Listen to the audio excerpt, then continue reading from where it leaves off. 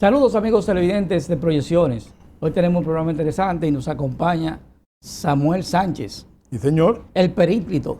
No, mirando que tú estás aprovechando que solo estamos tú y yo para explayarte en tu sillón y estar cómodo, confortable. No, lo que pasa es que yo en momentos como este me gusta ponerme a la par en igualdad de condiciones para no llevar ningún tipo de privilegio. Amigos televidentes, hoy nos encontramos, no sin antes, Samuel, saluda. No, un placer, siempre es bueno, grato compartir contigo y con tu audiencia que además normalmente responde estos comentarios de este espacio a través de las redes o contactan personalmente a uno para algún tipo de aclaración. Así que muy agradecido con tu audiencia. Perfecto. Y amigos televidentes, como siempre, tenemos un programa interesante. Hoy precisamente con un entrevistado muy especial. Él es Domingo Contreras. Él es el presidente de Atabey y para mí sigue siendo como rango principal político, porque como político lo conozco y como político lo he visto desarrollarse y con condiciones excepcionales, porque entiendo que separar a Domingo de la política como que se le hace difícil a uno. Mira, siempre que me tengo el gusto de conversar con Domingo Contreras o de Domingo Contreras, señalo mi experiencia de él cuando fue candidato a la Federación de Estudiantes Dominicanos, nominación que ganó, y que nosotros llevábamos en el FELABEL a Fidel Santana, candidato a la misma posición, Sí. Y que nunca hubo dificultad, nunca hubo confrontación, nunca hubo contradicciones, porque Domingo Contreras siempre se manejó con la prudencia y el buen sentido. Y en la presidencia de la Federación de Estudiantes Dominicanos también se manejó con mucha equidad. Así que para mí siempre es grato conversar con Domingo. ¿Tú sabías que el que choca con un vehículo que siempre anda por la derecha pierde el pleito automáticamente? Eso es así. El que choca con Domingo tiene problemas. Domingo es un tipo no conflictivo. Y qué gusto tenerte por aquí, hermano. Bueno, agradecerte, Gregorio, y Samuel, qué bueno que esté compartiendo este diálogo, este momento.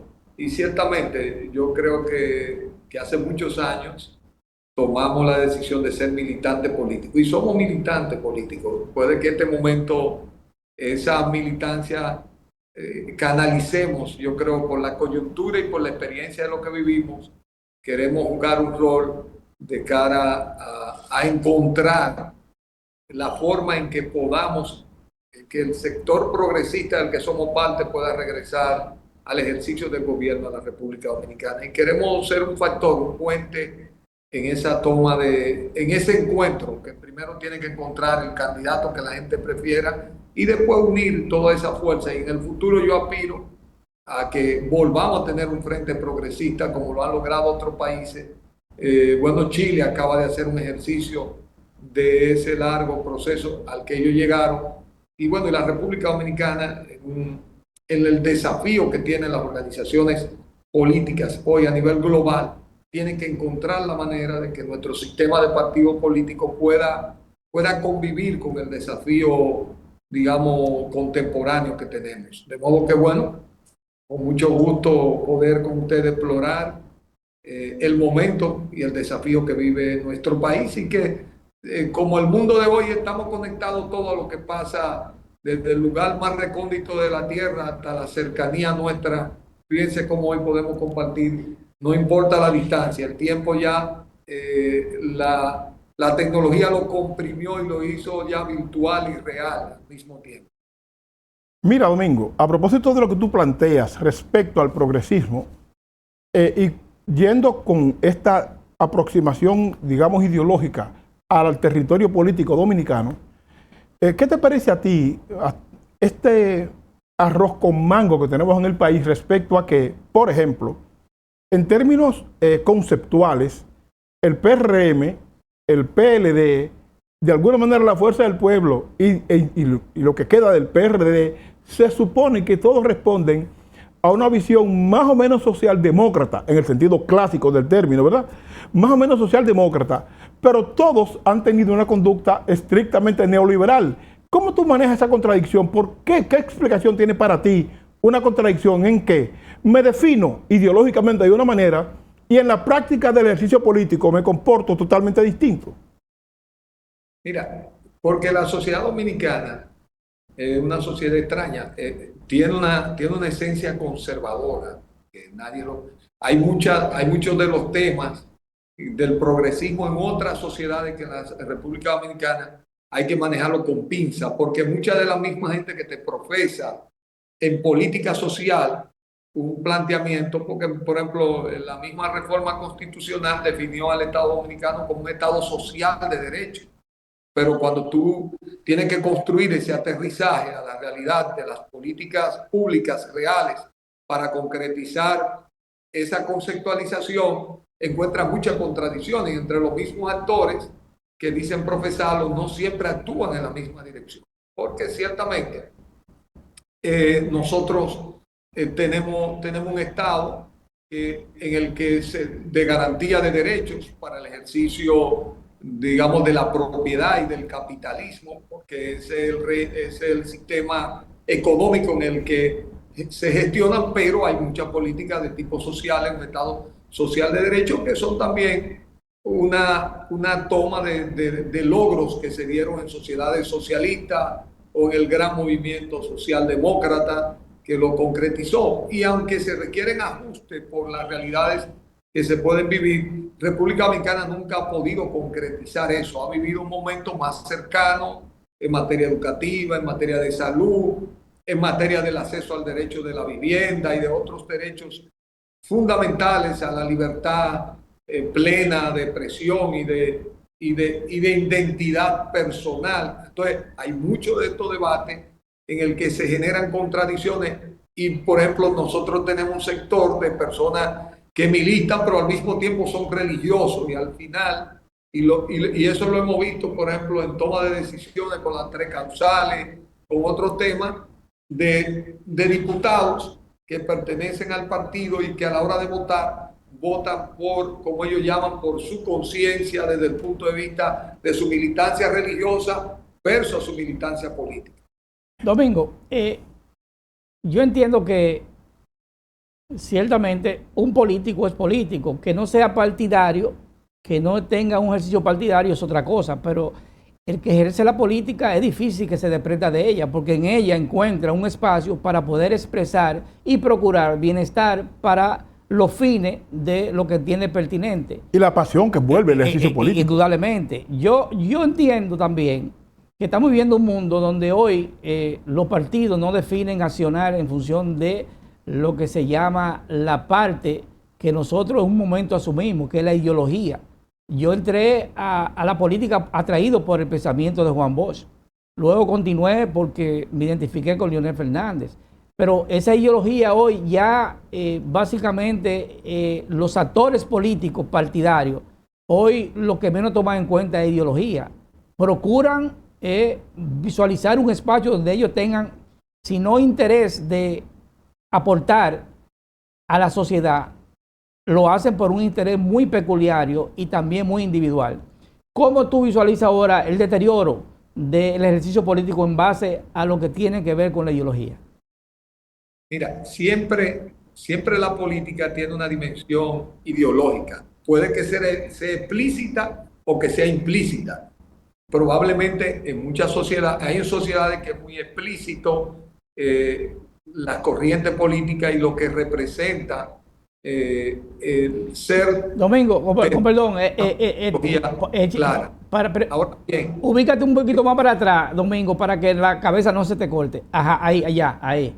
Ahora, en muchas otras sociedades como la nuestra, muchos de estos procesos se dan de manera implícita. Fíjate, la misma lucha que hoy se están celebrando alrededor de temas que hoy abarcan un debate global, el tema migratorio, o el tema, por ejemplo, realineamiento, la guerra, todo el tema de la guerra en Medio Oriente, la actuación de Israel, todos estos temas hacen que hay un alineamiento alrededor de esos temas. Y otro tema que hemos visto, porque, por ejemplo, ha pasado un tema en América Latina, por ejemplo, tu gobierno con partido progresista no siempre, por ejemplo, se identifican con Nicolás Maduro por ciertas actuaciones, y también no todos estamos de acuerdo con el mismo tema en que se ejerce lo que ellos llaman el nuevo socialismo, porque no nos gustan los resultados para la sociedad.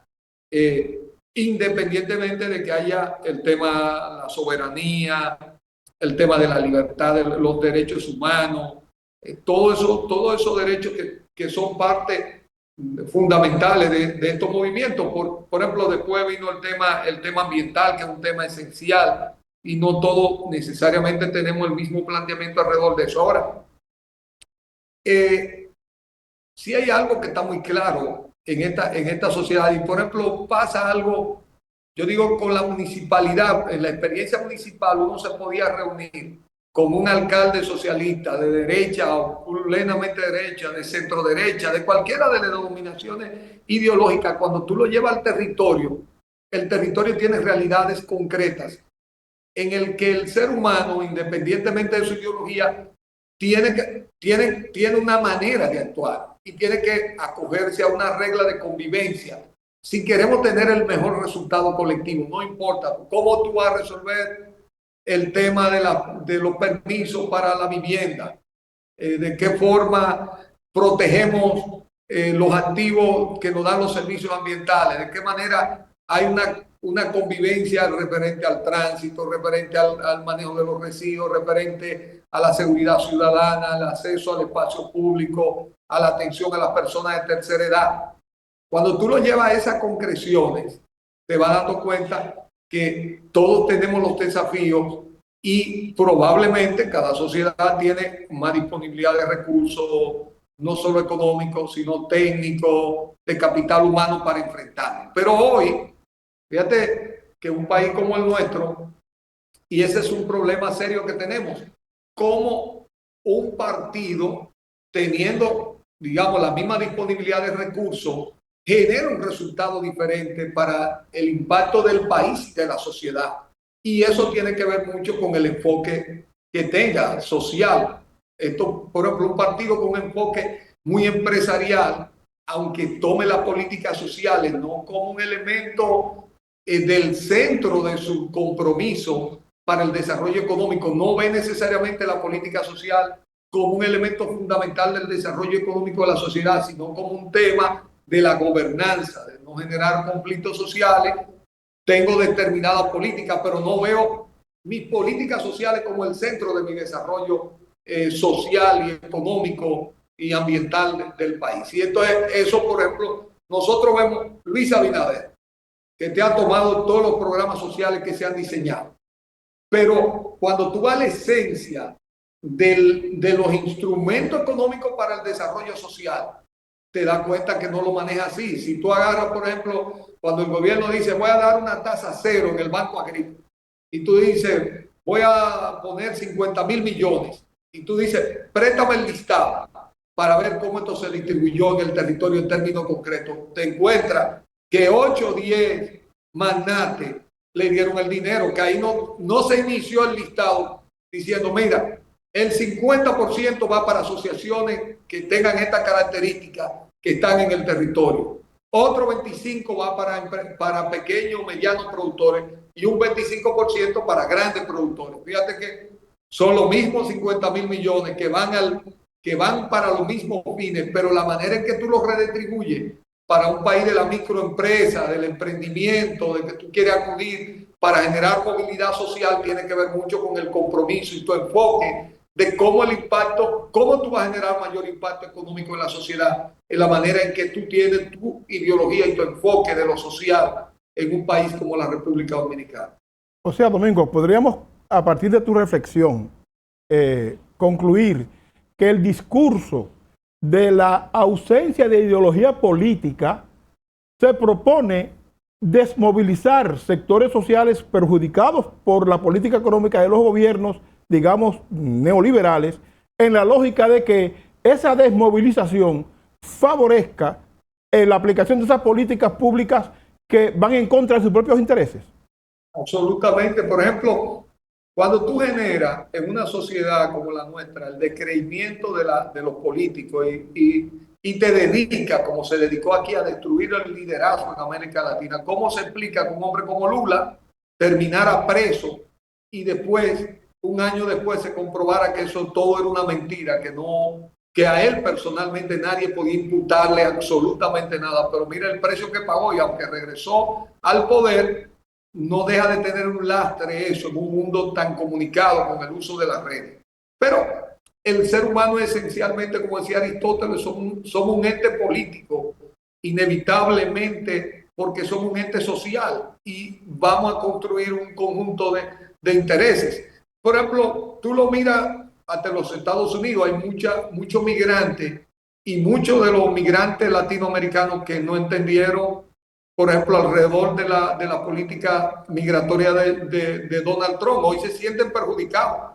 Ellos no, el factor ideológico y la concepción no lo vieron claro en términos de qué representaba un partido y qué representaba otro. Hoy se sienten engañados alrededor de muchas de estas tomas de decisiones, porque tiene que ver con un tema, cómo se concibe ideológicamente el rol alrededor de una política, de un momento de desafío de política concreta. Entonces, ¿qué pasa? Que en el momento que la sociedad se asume como tal, y por ejemplo, un tema que uno cuando mira República Dominicana con relación a otros países, que la gente no se da cuenta, por ejemplo, voy a poner un ejemplo, línea noroeste. Se construyó un movimiento desde la base en el manejo económico que son las cooperativas, desde la sierra, la línea noroeste, y esa cooperativa son la base de los actores productivos de la región, de los productores de arroz, de los ganaderos, de los tabacaleros, de los que cultivan el casabe. Y entonces eso ha permitido que ellos tengan una cierta independencia, que aunque acuden al gobierno para las infraestructuras que se requieren, pero a la hora, por ejemplo, si quiero comprar toro para mejorar o voy a hacer una mejora del ganado, tengo los recursos para planificar si voy a comprar en Texas, nomás tengo que decir, bueno, ¿cuáles son los ganaderos que quieren? Porque cuento con los recursos y puedo hacer una planificación con los propios recursos de los socios. Entonces, esto da una cierta independencia. El gobierno no va allí solo a alguien que le va a dar una cosa, va a negociar con actores que ya tienen una capacidad para emprender sus acciones. Y así ha ido ocurriendo en otros territorios, por eso son territorios un poco más democráticos desde el punto de vista de la base productiva. Hay otras zonas del país como el este, por el contrario, que siempre fue el latifundio.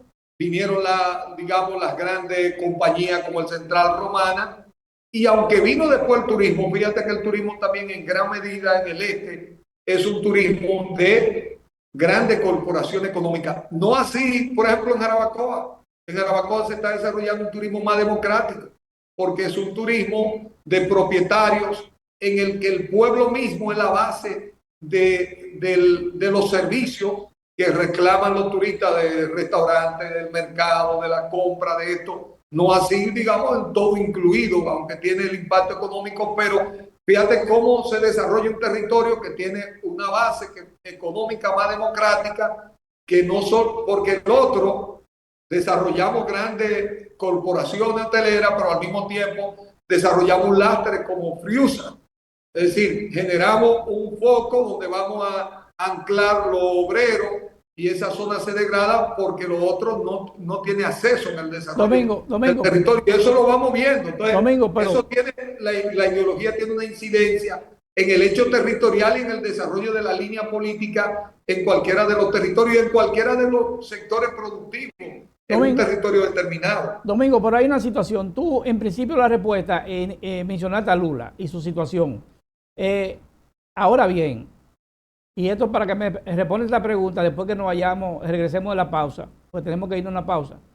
¿Tú no crees que, cuando tú mencionas el caso de Lula, en los países latinoamericanos, los sectores de poder, el empresariado se han manejado a través de subsidios a los partidos políticos para asumir lo que es la parte del control de lo que imparten justicia? Esa parte, o esa pregunta nos va a responder cuando regresemos de la pausa.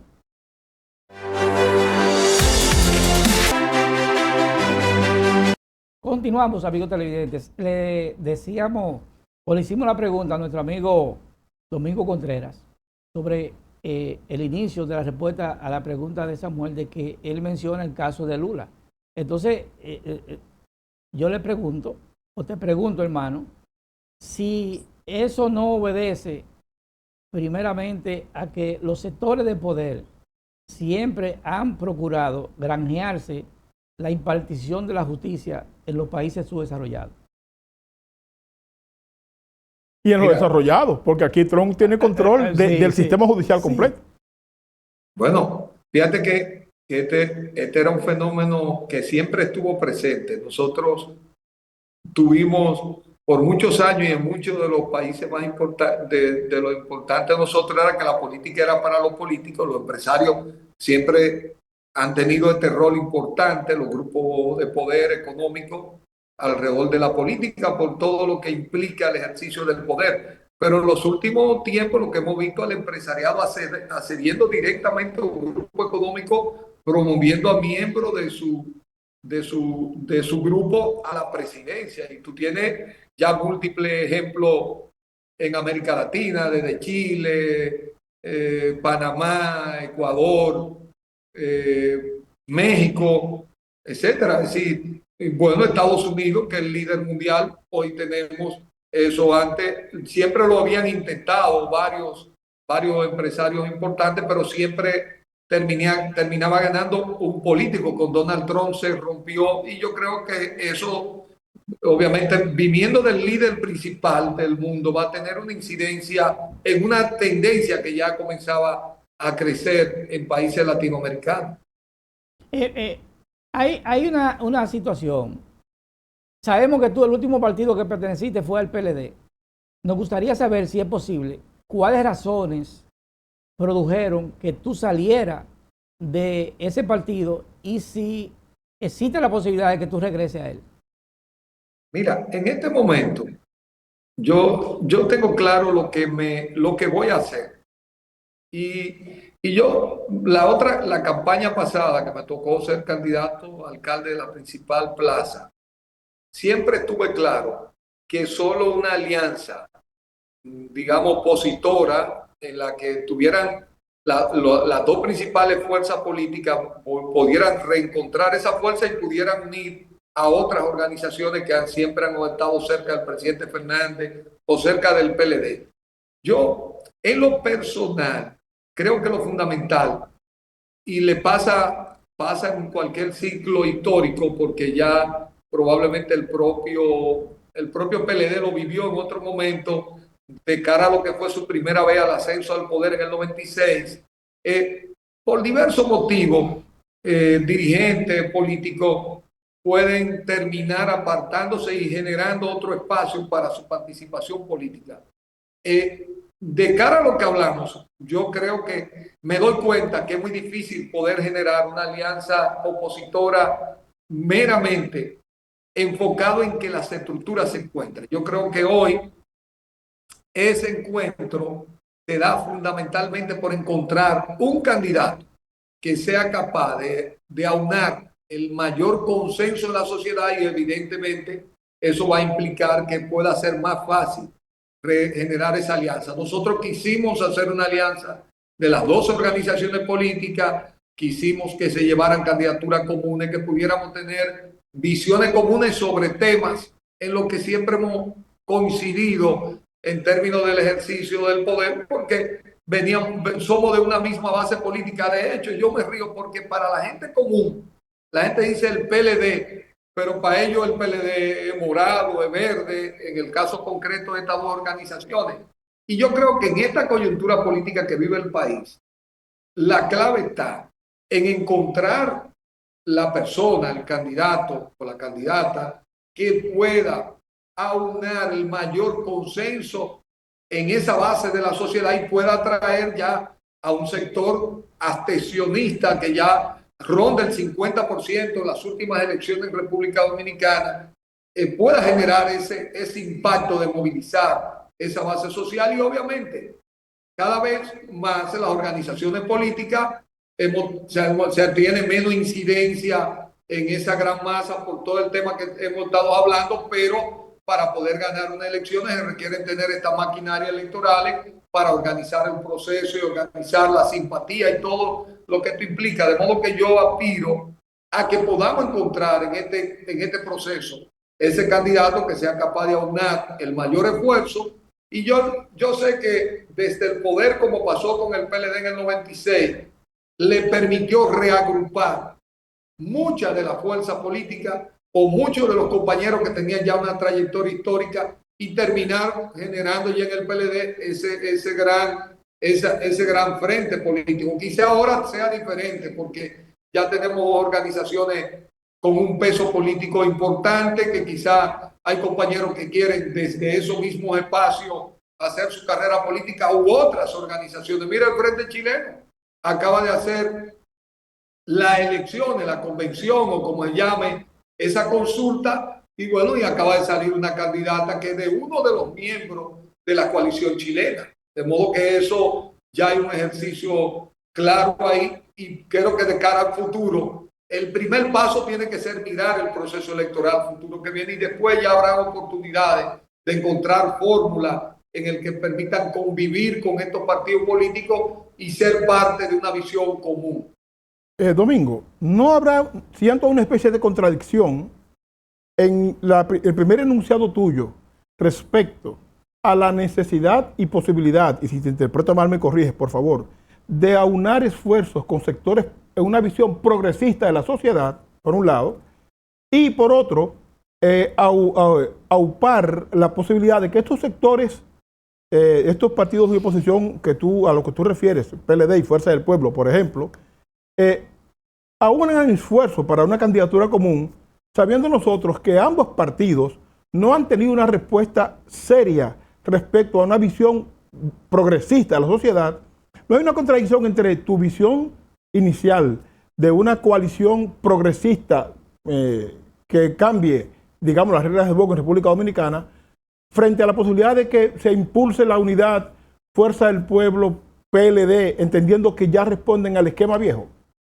Mira, hay un tema que no podemos ignorar. Aquí, para poder construir digamos, un espacio de poder que gane la presidencia de la República, aquí hay que ser capaz de aunar todos los sectores. Aquí no hay en la sociedad dominicana, el sector progresista por sí solo no gana una elección. Tiene que aunar otros sectores que tienen visiones comunes en temas que son de los desafíos del país. Y entonces ahí hay una tonalidad de respecto después a las políticas públicas que se desarrollen. Yo creo que hay las condiciones hoy en el país para que el esfuerzo de diversos sectores de la sociedad dominicana, desde los sectores progresistas a sectores que encarnan y tienen lucha, tienen temas que les son causas, que les son fundamentales en el desarrollo del país, y temas, por ejemplo, que hoy hacen que muchos jóvenes dominicanos que se preparan con las propias becas del gobierno en el exterior, ya después por los propios salarios de la economía dominicana y las oportunidades para accesar a una vivienda, se terminan quedando fuera. Y nosotros, no está mal que compartamos el capital humano, pero también necesitamos que muchos de estos jóvenes se puedan implantar en la sociedad dominicana. Entonces, hay muchas causas que hoy hacen que pueda haber una diversidad de instrumentos para construir una gran fuerza política de cara al proceso venidero. Pero al mismo tiempo sabemos que la fuerza política principal de la República Dominicana, un candidato que termine resultando ganador, va a tener que contar también con estas maquinarias. De modo que ese es el gran reto que tenemos todavía hoy en la construcción de la sociedad dominicana. No hay ningún candidato, por ejemplo, aquí hay una discusión respecto a las candidaturas independientes, pero el dominicano sigue siendo, como en la pelota, muy fanático de una determinada sigla o un determinado equipo, independientemente de lo que pasa. Obviamente que ya es muy claro que ya las maquinarias no tienen el peso que tenían anteriormente, y que probablemente también la forma de comunicarse y de movilizar a la sociedad va cambiando de una manera, no solo en República Dominicana, a nivel global, todo este tema de comunicación, y permite el surgimiento de nuevos liderazgos, porque liderazgo también implica eso, capacidad de movilizar a la sociedad alrededor de sus reivindicaciones y de las causas principales que le movilicen.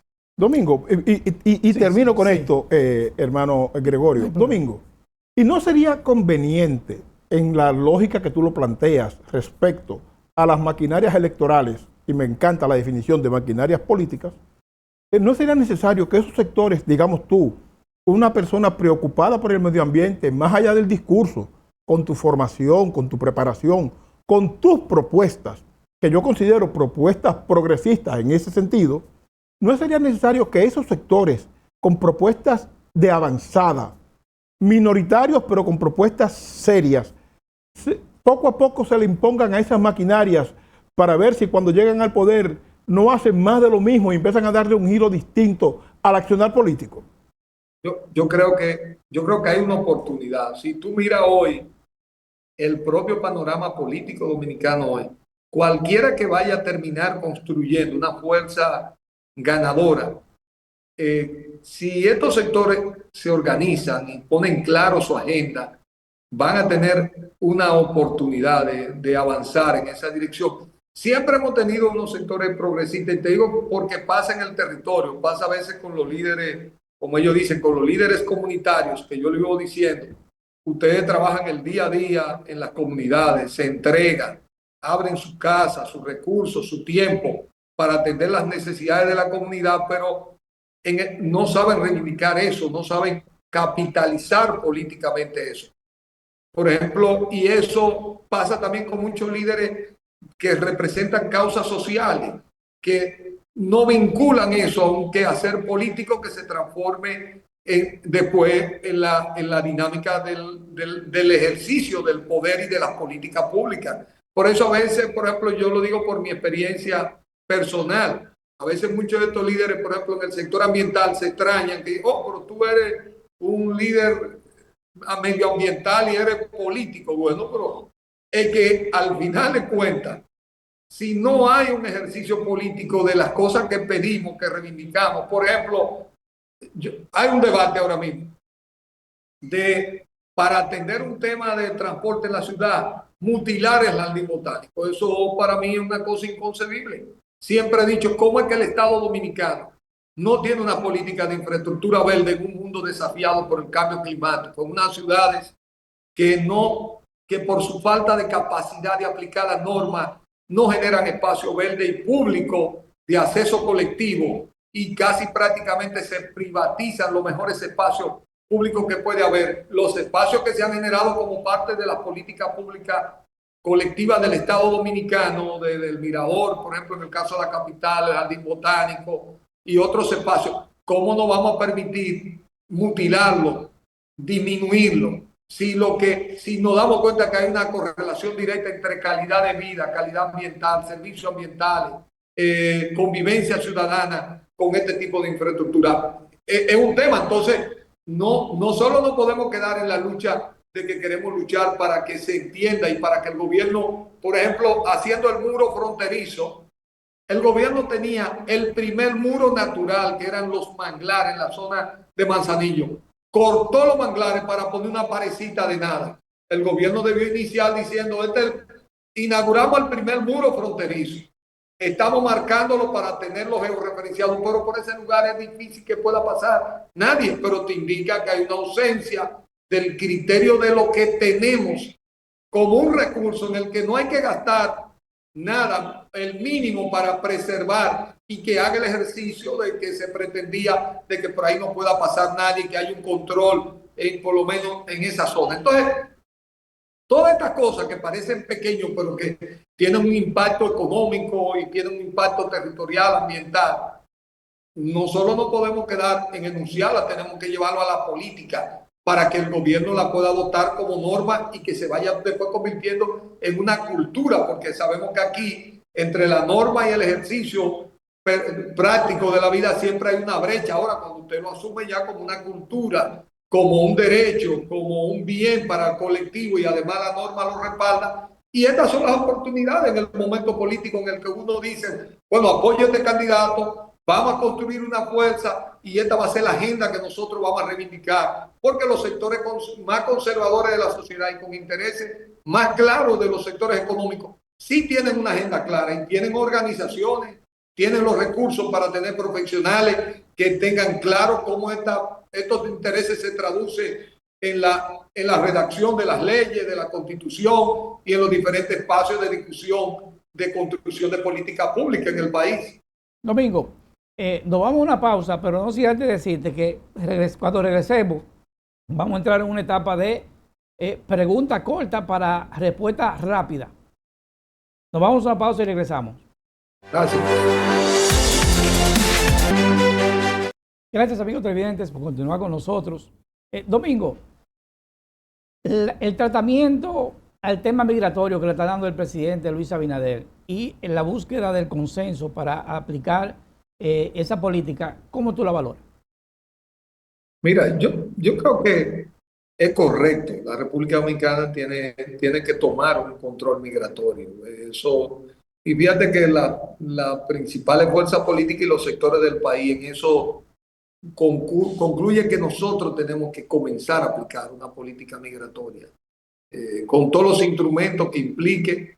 Hay muchos errores, fallos, pero por lo menos hay una acción. No hemos visto obligados y el gobierno se ha visto obligado porque hay un reclamo ciudadano muy fuerte en esta dirección. El caso de Senasa, que ahora mismo se está hablando y hay denuncias de que hay una crisis económica provocada por las acciones del gobierno. ¿Cómo tú valoras esa parte? Un desastre inconcebible, inconcebible. Esto no puede ser que el instrumento social más importante dentro de la seguridad social, que ha sido Senasa, porque protege a los ciudadanos con el seguro, mira, esto ha tenido un impacto en médicos, pues ya vimos al presidente del colegio médico, en pequeñas clínicas. Yo he estado preguntando y ya le están preguntando a los pacientes, a los ciudadanos, cuál es el seguro que tiene. En el caso del subsidiado, cuando la gente necesita y va inclusive a hospitales públicos a pedir que necesita hacerse una radiografía, atender un problema de salud, lo mandan hasta 3 semanas más tarde, cuando ese seguro antes funcionaba igual que cualquier seguro privado, fuera el contributivo, fuera el subsidiado. Es un retroceso y un golpe duro a la sociedad dominicana y a los sectores más necesitados de nuestro país. Domingo, la terquedad de algunos sectores que insisten en que Omar Fernández sea candidato presidencial, incluso un partido político ya prácticamente lo proclamó. ¿A ti te parece eso sensato en este momento? ¿Cuál es tu posición respecto a eso? Mira, hay un problema con la campaña. El problema es que Luis Abinader montó una campaña de tiempo. Él fue el primero que convocó a los aspirantes o precandidatos de su partido y dejó abierto ese proceso. Y obviamente, si el que está gobernando, aunque hay una norma en el país, tiene que dedicarse a gobernar, ya abrió ese escenario hasta el grado de que toda la semana el Partido Revolucionario Moderno anuncia un nuevo candidato que se suma ya a una lista larga de precandidatos que tiene. Entonces, la oposición tiene que accionar, porque ¿qué es lo que tiene la oposición? El tiempo, que es uno de sus recursos principales. Evidentemente que yo creo que con la prudencia que se requiere, con el calendario político, pero no puede dejar de participar en ese escenario para posicionar sus principales figuras que tienen la posibilidad de competir exitosamente. ¿Cómo tú valoras el posicionamiento de Leonel Fernández y el crecimiento que ha venido teniendo en términos de aceptación en un momento como este? Mira, yo creo que es positivo. Yo creo que a mí de lo particular, pienso que todas las organizaciones políticas de la oposición, todo lo que crezca ahí va a ser importante para nosotros impulsar una alternativa diferente a la que nos está gobernando. En materia de medio ambiente, partiendo de que esa es tu mayor experiencia, las políticas del gobierno de Luis en este momento y lo que está haciendo el Ministerio de Medio Ambiente, ¿tú crees que se puede mejorar y en qué áreas habría que mejorar? Mira, hay muchas oportunidades, evidentemente, de mejora del gobierno. El mismo tema de infraestructura verde. Todo, por ejemplo, en el tema de residuos. Ahora mismo hay una ley que está cursando el Congreso. Nosotros tenemos, Por ahí vienen 38 millones de toneladas de sargazo, la mayor cantidad de sargazo que hemos tenido en la historia. Yo creo que ya hay que asumir el sargazo como un residuo orgánico, que lo estamos cosechando no del desperdicio de la gente, sino de un fenómeno natural de nuestro ecosistema marino, por decirte un ejemplo, y abrir todas las investigaciones para que probablemente hoy es un residuo, mañana se convierta en una materia prima por los usos que pueda tener. Todo el tema de materiales en fuentes de río nuestro es importante, y hay políticas ya que han estado en el país que hay que seguirla fortaleciendo. Todo el tema de la reforestación, el tema, por ejemplo, del pago por servicios ambientales, que no se ha podido construir como una realidad para beneficiar, por ejemplo, sectores como el sector cafetalero, que es un gran aliado de la preservación y la cosecha de agua en las cuencas altas, cuidar todos nuestros acuíferos, por ejemplo, todo el tema de los servicios que tienen nuestras cañadas, nuestros ríos, todo ese nivel de contaminación es un gran desafío, que el país pueda buscar alternativas alrededor, porque tiene también un impacto de salubridad y de calidad de vida en todos los dominicanos. De modo, nosotros vivimos tanto nuestra agricultura como nuestro turismo, que son dos de nuestras principales fuentes de riqueza.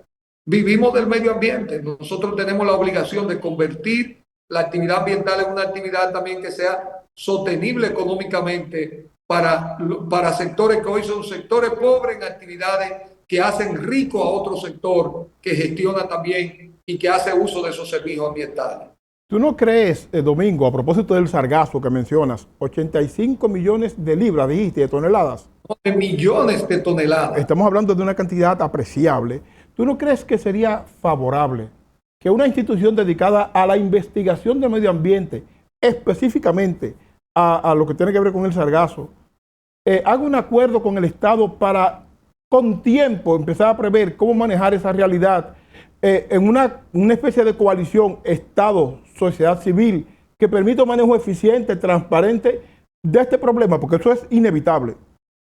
No, totalmente de acuerdo. Yo creo la propia ley, la 25-20, que hoy de manejo integral de residuos y coprocesamiento, es una ley que tiene una visión de convertir, de valorización de todos los residuos que aparezcan en la sociedad. Y yo creo que uno que nos debe enfocar en esa dirección que tú dices, debe entrar a la academia. Ya ha habido anuncios, yo creo que hay también algunos fondos que se destinaron a través del Fondo de Investigación del país, pero desbordó todavía lo que era en principio un poco los cálculos que se habían tenido. Nunca se previó la posibilidad ya de una operación de gestión, de logística, de gestión de estos residuos, en lo que se van encontrando alternativas. Y yo creo que debe ir más allá, porque no es un tema solo de la República Dominicana, es un tema regional. México está viviendo esta experiencia, una parte del Caribe, tanto colombiano como venezolano, Puerto Rico, muchas de las islas del Caribe que viven del turismo tienen un enorme impacto con esto, y muchas de ellas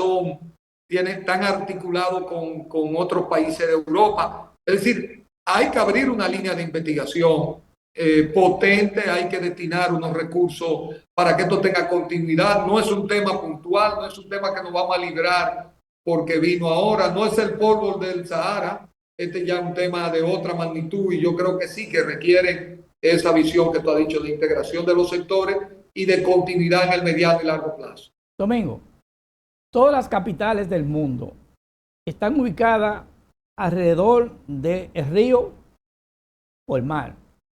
Indudablemente que el país o la potencia más grande del mundo, básicamente su centro económico y financiero es Manhattan, New York, y está rodeado de agua.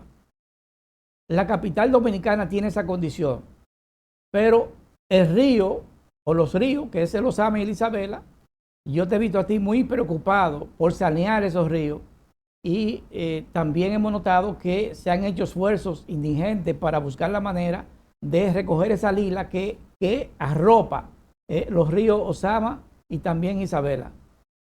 ¿Qué tan difícil o cuáles son los elementos que han impedido que la capital dominicana le saque provecho a ese entorno que tiene alrededor del río y el mar? Mira, un entendimiento, porque de alguna manera nosotros, a diferencia de otros países que aprovecharon esta fuente de acuífera y de transporte y situaron allí lugares para uso colectivo y también para sectores privados, nosotros, nuestros sectores populares, terminaron migrando de los diferentes pueblos y se fueron migrando de estos lugares y los convertimos en lugares vulnerables. Y entonces, evidentemente, lo que nos queda es transformar esto y convertirlo en una oportunidad. Lo hicimos con la nueva barquita, comenzamos a trabajar con el nuevo Domingo Sabio. Sabemos que había un tema del exhibiado de los residuos sólidos de Duquesa hacia la Isabela y después entrado a Los Amas.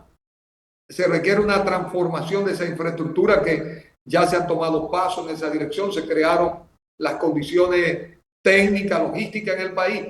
Pero fíjate, por ejemplo, el gobierno del presidente Medina tuvo dos intervenciones brillantes alrededor de eso y de ahí surgió del teleférico la nueva barquita y el nuevo Domingo Sabio. Este gobierno, ayer precisamente yo estaba en la zona de la Ciénaga.